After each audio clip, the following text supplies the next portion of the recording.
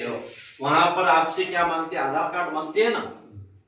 बिना आधार कार्ड से आपका बैंक में काम नहीं खुल होगा, बैंक में आपका खाता नहीं खुलेगा।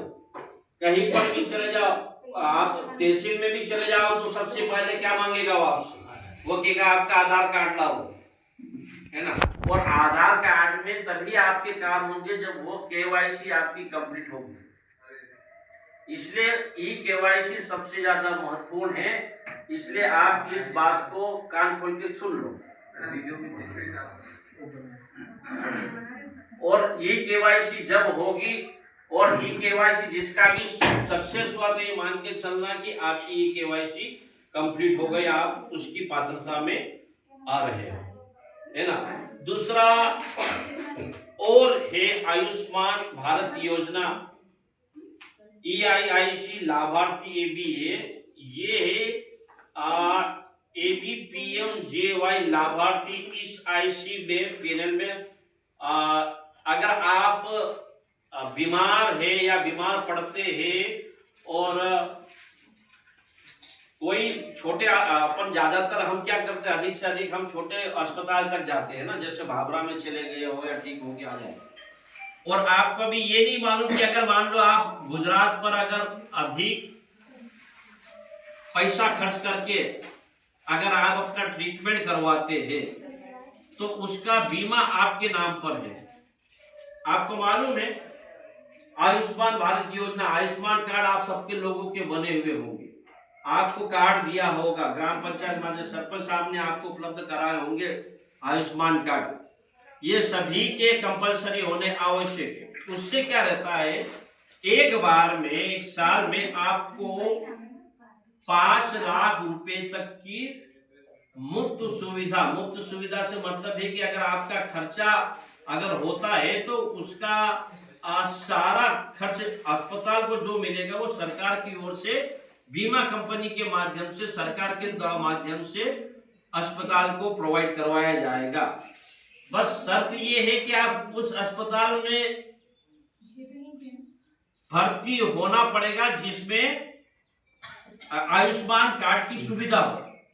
हर एक अस्पताल में ये सुविधा नहीं रहती है।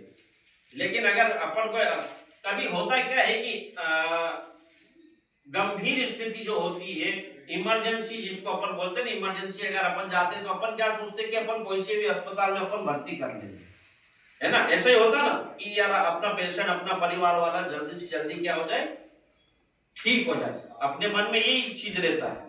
लेकिन अपन ये चीज को क्या करते हैं, ध्यान से उतर जाता है अपना कि अपन ने उसको आयुष्मान भारत योजना के अंतर्गत ये आयुष्मान कार्ड इसका बना है या नहीं बना है। बन जाए तो ये मान के चलो कि 5 लाख तक की उसकी पूरी सुविधाएं आपको उसमें पूरी तरीके से मिलेगी। ये कुछ महत्वपूर्ण चीजें हैं जिसके बारे में मैं आपको बता रहा हूँ, है ना। बाकी दूसरे बहुत सारे हैं। फिर दूसरे आपके बीच में आजीविका वाले आते होंगे, है ना, सहायता समूह बनाते होंगे आपके गाँव में आके, है ना, वो भी आते होंगे, है ना। बात और मनरेगा के अंतर्गत आपको रोजगार गारंटी है, जो वर्ष में साल के 365 दिन में से 100 दिवस तक रोजगार देने की योजना भारत सरकार और मध्य प्रदेश शासन की ओर से दी गई है ना। और ये नरेगा के अंतर्गत है ये सारी चीजें। और आजीविका परियोजना के अंतर्गत आपके समूह बनाए गए होंगे गांव-गांव में, 10 लोगों या 20 महिलाओं को मिलकर समूह बहुत से बनाए गए होंगे और बहुत सी योजनाओं को आपको फायदा पहुंचाया गया होगा, है ना। और में कुछ स्वास्थ्य से संबंधित कुछ चीजें हैं, जैसे जननी सुरक्षा योजना, गर्भवती महिलाओं की उम्र और बच्चों की संख्या की परवाह किए बगैर प्रति प्रसव में 500 रुपए नगद सहायता के आप हकदार हैं। जो गर्भवती महिलाओं को आप हॉस्पिटल ले जाते हैं, इतनी सुविधा स्वास्थ्य विभाग की ओर से वहां अगर ANM के माध्यम से या आपके ANM के माध्यम से या आपके स्वास्थ्य कार्यकर्ता के माध्यम से अगर गर्भवती महिलाओं को हॉस्पिटल में एडमिट किया जाता है तो वहां पर सारी सुविधा शासन की ओर से उसको कराए जाते हैं बच्चे का। उसके बाद फिर वही चीजें जब बच्चा पैदा हो जाने के बाद क्या होता है, वो सारी चीजें कहाँ पर आ जाती है, आंगनवाड़ी में आ जाती है। ये तो आपको मालूम है ना, आंगनवाड़ी के कार्ड बन जाते हैं, है ना। बच्चों का बच्चों के ऊपर पोषण का काम, आंगनवाड़ी से संबंधित तमाम काम। तो ये आपको इन सारी चीजों की जानकारी होना बहुत आवश्यक है।